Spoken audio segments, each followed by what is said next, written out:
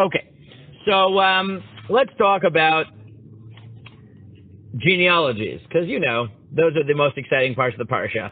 But they always have something fun to tell us, right? So we talked about this a lot in Breshit over the years. That as much as those are the things that our eyes gloss over, they seem to be pretty central to Breshit. That's why there's so much for our eyes to gloss over, right? That's why you got to figure out what's going on. They're also weirdly important at the beginning of Shemot. So we talked about that last week, right? At first, you get Shemot starts off with the genealogy. My God, one of my sons got to this and just scribbled randomly over different pages in the Tanakh. Right, so Shemot had opened with Elu Shemot Bnei Yisrael B'nai Mitzrayim Yaakov Yishuvei Tavau Uvein Shimon Levi Yehuda, etc. And we talked about it, that it makes a lot of sense. It's basically the repeat genealogy that's said at the end of Breshit, but there it's talking about Yaakov's family, qua family, and now it's Yaakov's family transitioning into the nation of Bnei Yisrael. So it makes a lot of sense that you're going to repeat it in a different context. Then there's another one, and this is a little bit weird, and that is the genealogy of Moshe, because we get two genealogies of Moshe, but they're very, very different. One is in Shemot. What's weird about the one in Shemot? Like last week, it's not a genealogy in the classic sense of the word, as in there is no names, right? There are no names. Vayikach ish mi beit Levi, right? There was a man, and he was a Levi, and he married a woman who was a Levi, right? Who was also a Levi, and they had a kid who has no name until Bat Paro names him. Right? So we could go on forever about what is going on in that genealogy, and we have the importance of anonymity versus names, and right, who's his real parents, right? Is it Amram and Yocheved, who are as of yet nameless, or is it Bat Paro, and do both of them add to his spiritual identity, and all the importance of what goes on in Shemot. But someone asked me last week, and he said, well, how do we even know that his parents' name were Amram and Yocheved? Is that a midrash? I said, no, it's not a midrash. It's just not in the beginning of Shemot. The Torah does, in fact, tell us who his parents are. And in Va'era, you get in actual genealogy, right? So Perek Vav, you get Eila Rashi Veit Avotam. These are the heads of their respective families in Bnei Yisrael. Ruvain B'chor Yisrael, Bnei Ruvain B'chor Yisrael, Chanoch Falu Chetron Charmi Elam B'chor Ruvain.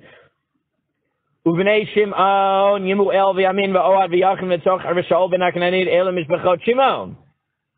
Ve'ela Shemot B'nei Levi L'Toldotam Gerashon Ukad Merari U'Shnei Chayei Levi Sheva U'Shloshim Ma'at Shana B'nei Gerashon Livni V'Shemin L'Mishpachotam Ubnei Kahat Amram V'Yitzar V'Chevron V'Uziel U'Shnei Chayei Kahat Shalosh U'Shloshim Ma'at Shana. Right, so you get now Reuven, Shimon, Levi, and then we elaborate on Levi. So who are Levi's children? So he has Gershon, Kad, right, Ukad Merari, and then Gershon has his children, Kad has his children, and then it tells you the years of Bnei Kahat.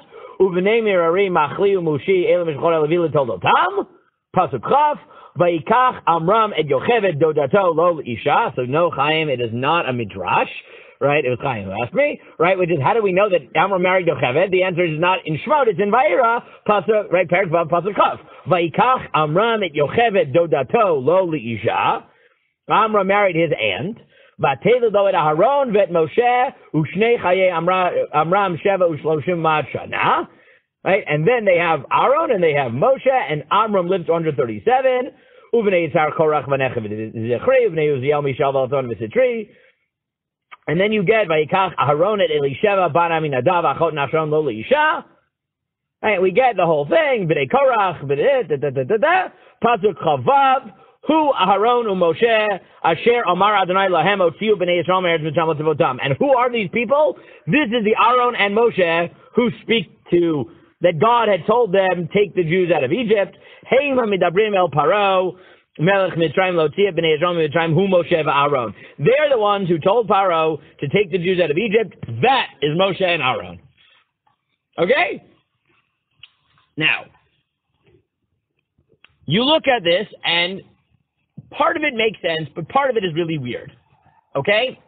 What part of this genealogy makes sense? Yeah, Moshe and Aaron makes sense. About the most of it that could make sense is Levi, right? Because there's two ways that this genealogy could have made sense. And then there's a third way, which is what the Torah chooses, and we got to figure out why it did that.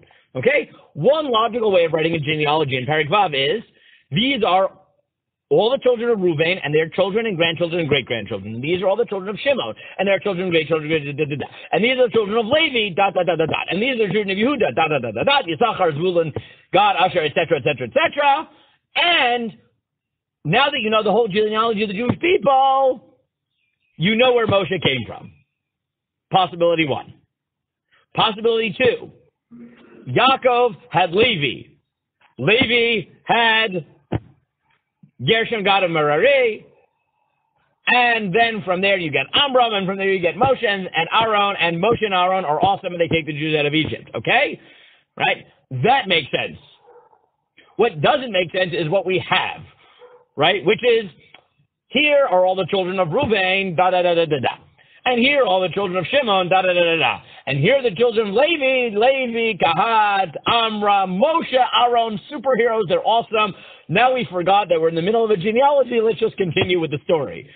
Right? That's a very weird thing to do. It's like, right, that's like the type of thing that a human being does, right? Which is, okay, wait, who's Moshe again? Well, there's Reuven, and all this, get Shimon, get Levi, yeah, Moshe, okay, that's what I meant to be talking about. Let me talk about that, and let me forget to talk about everybody else. That's, when you're writing like a planned book, and you're God, that's a very weird thing to do. Like, either say that the only thing that matters is Levi and his children because you want to talk about Moshe, or talk about the entire Jewish people and talk about Moshe within them. But you don't, like, start doing a full genealogy of the Jewish people and then forget what you're in the middle of when you happen to mention the person that you want to talk about. It's not like it picks up later, right? This is not like, okay, fine, possibility three that would have made sense is Moshe, Reuven, Shimon, Levi, let's talk about Moshe and then come back to the genealogy. We never come back to it, right? Like, God does not just space out and forget what he's in the middle of doing. It's just a very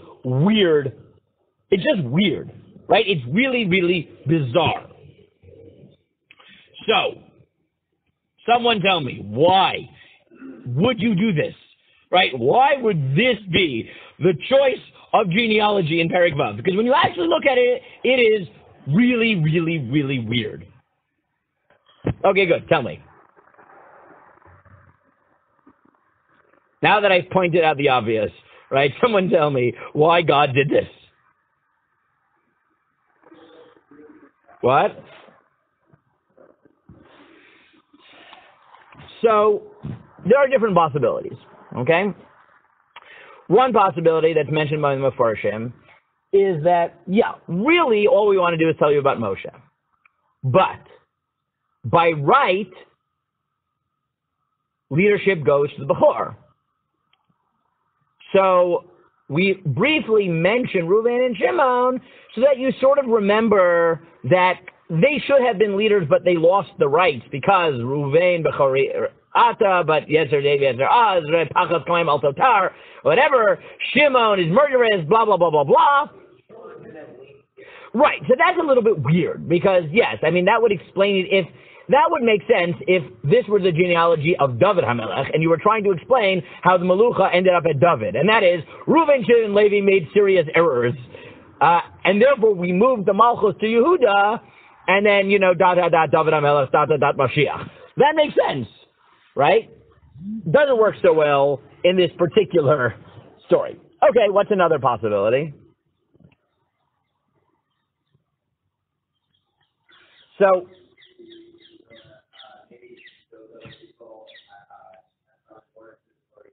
yeah, so maybe they have, right, so maybe you'd look at it and say they have importance in the story. Now, that would theoretically, that's a theoretical possibility, but if anyone can explain to me what the significance of Yemuel was in the story of, I know, like, again, in theory it's possible, but you look at it, Yemuel, Yamin, like, yeah?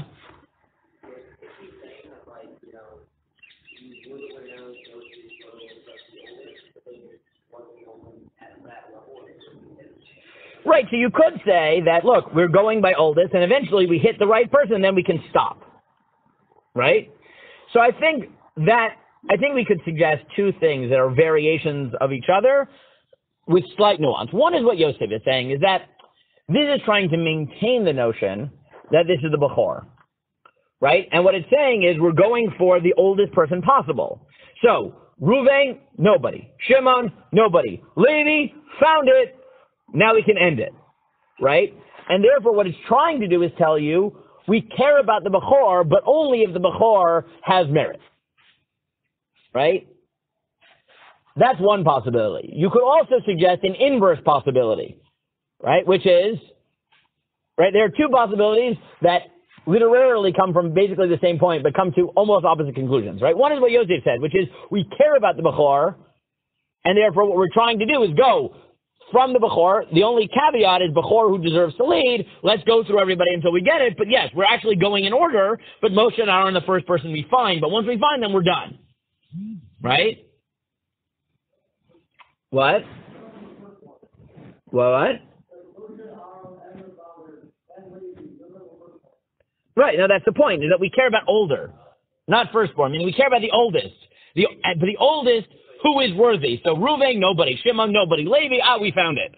Right? Which is, but I'll admit that's weird.